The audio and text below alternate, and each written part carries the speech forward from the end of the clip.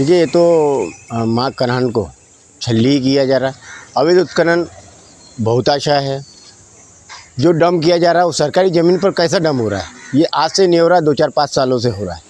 पूरी नदी को छल्ली कर दिया इन लोगों ने। आज वहाँ के जो धीमर समाज के किसान हैं वो अपनी फसल नहीं उपज पा रहे हैं, ऐसी परिस्थिति है। और ये जो अवैध उत्खनन है इसमें कहीं ना कहीं क्षेत्रीय अधिकारी, जिम्मेदार अधिकारी इसमें कोई कार्रवाई नहीं करते। इसका मतलब इनकी कहीं ना कहीं भागीदारी है, कहीं ना कहीं इन लोगों के आपसी संबंध जुड़ा है। क्योंकि अवैध उत्खनन में ये पाया गया है कि सफ़ेद पोश नौताओं का इसमें हाथ है। और जिन लोगों ने मंचों से भी कबूल किया है कि हम रेती का धंधा करते, चोरी नहीं करते। मूक दर्शक में इनको शिकायत करने के बाद में ये फ़ोन नहीं उठाते, किसी प्रकार की कार्रवाई घटना स्थल पर नहीं आते।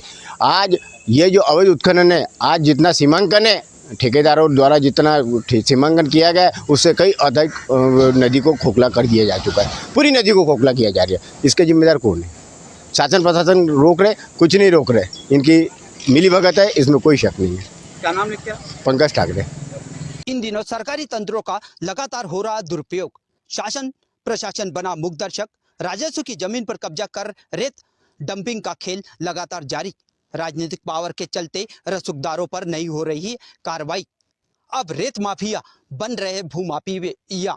सौसर क्षेत्र की बात करें तो सौसर क्षेत्र के ग्राम कड़ैया के पास राजस्व विभाग की सरकारी जमीन पर रेत माफिया ने कब्जा कर हजारों टन रेत जमा करने का काम जारी है।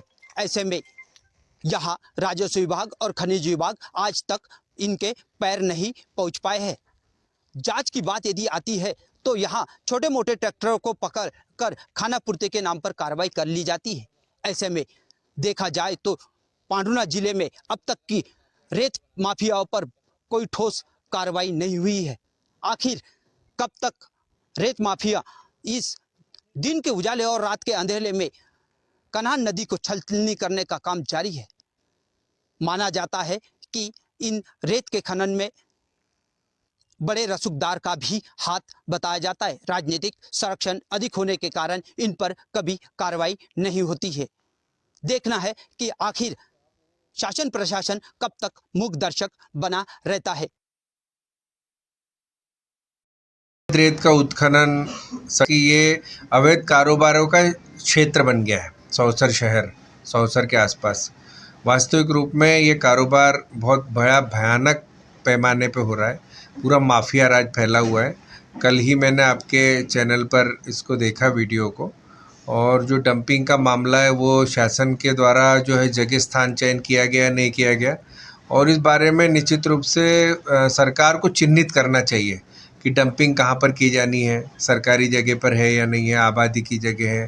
तो ये सारी चीज़ों को लेकर के निश्चित रूप से ये बहुत बड़े बड़े पहाड़ बन गए, रेत के तो ढेर लग गए। और आज की स्थिति नहीं, प्रशासन का कोई ध्यान नहीं, पुलिस जो है मुकबधिर बनी है। सबको डर है, पुलिस को, खनिज विभाग को, शराब वालों अधिकारियों को, सबको, कि भाई हमें लाइन अटैच तो नहीं कर देंगे भाजपा के लोग, कहीं हमारे ऊपर हमला तो नहीं कर देंगे, सबको डर है। तो ये तानाशाही की सरकार है। मोहन यादव